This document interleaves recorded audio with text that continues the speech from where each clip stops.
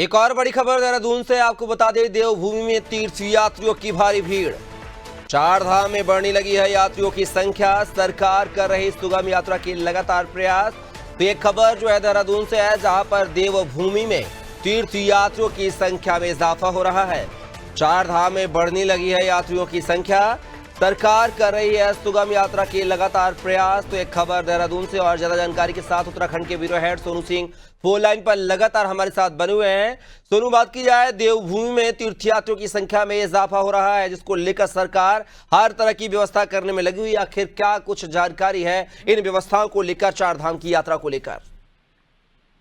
देखिए कपिल, उत्तराखंड की विश्व प्रसिद्ध चार धाम यात्रा, जो कि उत्तराखंड क्योंकि देवभूमि कहलाता है, और ऐसे में देवभूमि की विश्व प्रसिद्ध चार धाम यात्रा में जो श्रद्धालु हैं, जो तीर्थयात्री हैं, जो तीर्थाटन करने के लिए यहाँ पहुंचते हैं, उनमें खासा उत्साह देखा जा रहा है।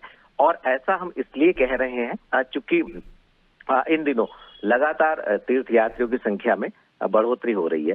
अगर आप मौसम की ही बात करेंगे तो पर्वतीय क्षेत्रों में, खास तौर से हेमकुंड साहिब वाला जो इलाका है, यहाँ पर एक रोज पहले बर्फबारी भी देखने को मिली। अब एक तरफ आप समझ सकते हैं जून माह, और दूसरी तरफ पर्वतीय क्षेत्रों में बर्फबारी, तो आप मौसम के मिजाज को समझ सकते हैं। दूसरा, चूंकि केदारनाथ की ही अगर आप बात करें तो केदारनाथ में एक माह में केदारनाथ यात्रा में तकरीबन 200 करोड़ का कामकाज हुआ है, कारोबार हुआ है।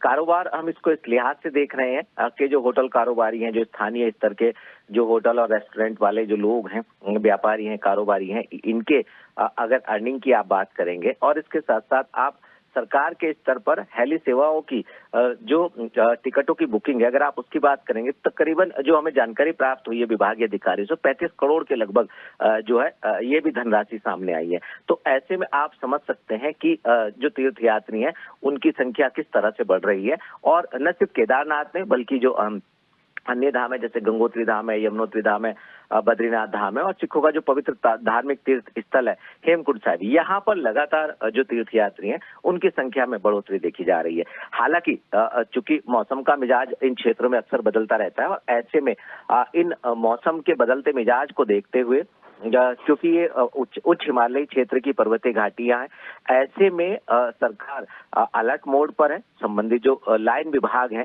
जैसे आपदा प्रबंधन विभाग है, स्वास्थ्य विभाग है, पुलिस प्रशासन है, पर्यटन विभाग है, धर्मस्व विभाग है, इन सभी विभागों के अधिकारियों को मुख्यमंत्री ने खास तौर से बदलते मौसम के दौरान अलर्ट रहने के दिशा निर्देश दिए हैं। और ये संदेश देने की कोशिश की जा रही है, क्योंकि जिस तरह से यात्रियों की संख्या बढ़ रही है, जिस तरह से बड़ी संख्या में तीर्थयात्री यहाँ पहुंच रहे हैं, और इसके अलावा सामान्य पर्यटन के रूप में भी लोग उत्तराखंड का रुख कर रहे हैं, तो ऐसे में ये सभी लोग उत्तराखंड के तीर्थ स्थानों का एक अच्छा अनुभव लेकर के वापस लौटे, सुरक्षित और सुगम यात्रा का संदेश लेकर वापस लौटे, स्वस्थ यात्रा का संदेश लेकर वापस लौटे। ये प्रयास सरकार के स्तर से किए जा रहे हैं। चलिए सोनू, आप हमारे साथ बने रहेगा, आगे आपसे और भी जानकारी लेंगे। तो ये खबर देहरादून से है, जहां पर अब बात की जाए कि चार धाम यात्रा को लेकर जो है तैयारियां जोरों पर हैं। लगातार श्रद्धालुओं की संख्या में इजाफा हो रहा है, और इस यात्रा को सुगम कैसे बनाया जाए, ये सरकार की मंशा है, और उसी के अनुरूप सरकार जो है प्रतिबद्ध है कि जो तीर्थयात्री आ रहे हैं उनको कैसे सुविधाएं मुहैया कराई जाए।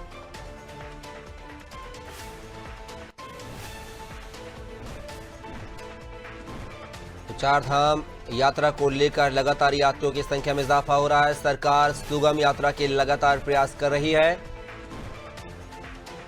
तो देवभूमि में लगातार तीर्थ यात्रियों की संख्या में इजाफा हो रहा है।